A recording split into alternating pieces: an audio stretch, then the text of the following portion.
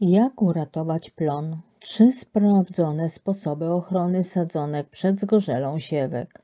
Dzisiaj opowiem Wam, jak możemy 3 sposobami zapobiec temu, co zabija nasze sadzonki. Sezon siewów dopiero się zaczyna i myślę, że temat ten jest całkiem na czasie. Pierwszym sposobem jest skrupulatna opieka.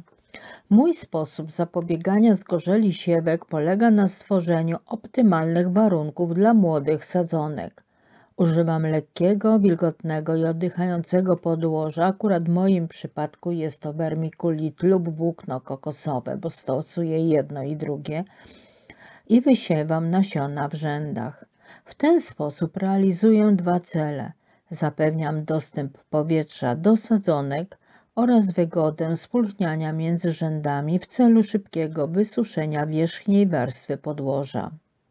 Te środki minimalizują ryzyko rozwoju tej chorobie grzybiczej.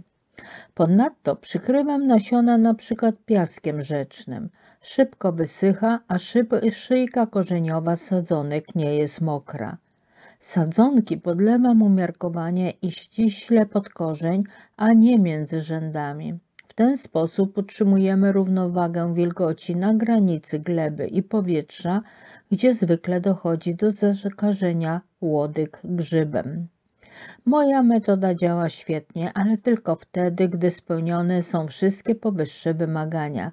Jeżeli przynajmniej jeden punkt zawiedzie, prawdopodobnie pojawi się ta znienawidzona przez ogrodników zgorzel siewek. Jeżeli jesteśmy ogrodnikami bez doświadczenia lub nie mamy suchego pomieszczenia z dobrą wentylacją, lepiej zastosować inne metody. Drugi sposób to oczyszczenie gleby. Czynniki sprawcze tej choroby grzybiczej można zniszczyć przez obróbkę cieplną gleby przed siewem, ale ta metoda nie zawsze jest odpowiednia dla wszystkich. Konieczne jest umieszczenie ziemi w niskim metalowym pojemniku, np. w ocynkowanej misce, i umieszczenie całości w piekarniku. Naszym zadaniem nie jest pieczenie, ale gotowanie na parze, więc podczas tego procesu musimy stopniowo dodawać do gleby gorącej wody.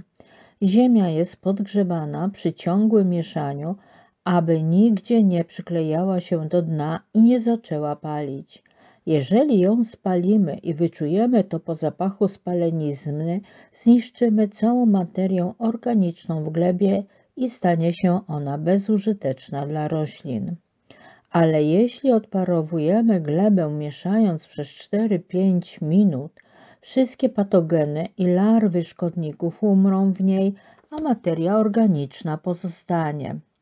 Parujemy glebę w dużych ilościach w dobrze wentylowanym miejscu, ponieważ gorąca ziemia nie pachnie zbyt przyjemnie. Z tego powodu nie każdy może to robić, chociaż jestem przekonana, że parowanie jest najbardziej niezawodnym sposobem dezynfekcji gleby, choć nie bez wad. W tym procesie giną nie tylko patogeny, ale także pożyteczne mikroorganizmy. Trzeci sposób to leczenie fungicydami. Ta metoda polega na użyciu chemikaliów, a w moich uprawach jest to niedopuszczalne. Do wysiewu nasion i upraw sadzonek powinniśmy używać głównie dobrej jakości substratów, ale nawet ci sprawdzeni producenci nie mogą zagwarantować, że w ich glebach w ogóle nie będzie patogenów, ponieważ worki z substratami mają otwory wentylacyjne, przez które mogą przedostać się patogeny z zewnątrz. Konieczne jest codzienne kontrolowanie poziomu wilgotności podłoża. Z pewnością możemy wybrać najwygodniejszą z tych 3 metod, a nasze sadzonki nie zachorują na zgorzel siewek. Kilka lat temu zaczęłam stosować wermikulit i nim posypuję wszystkie pojemniki z sadzonkami. O jego walorach opowiedziałam Państwu kilka dni temu. Link w prawym górnym rogu.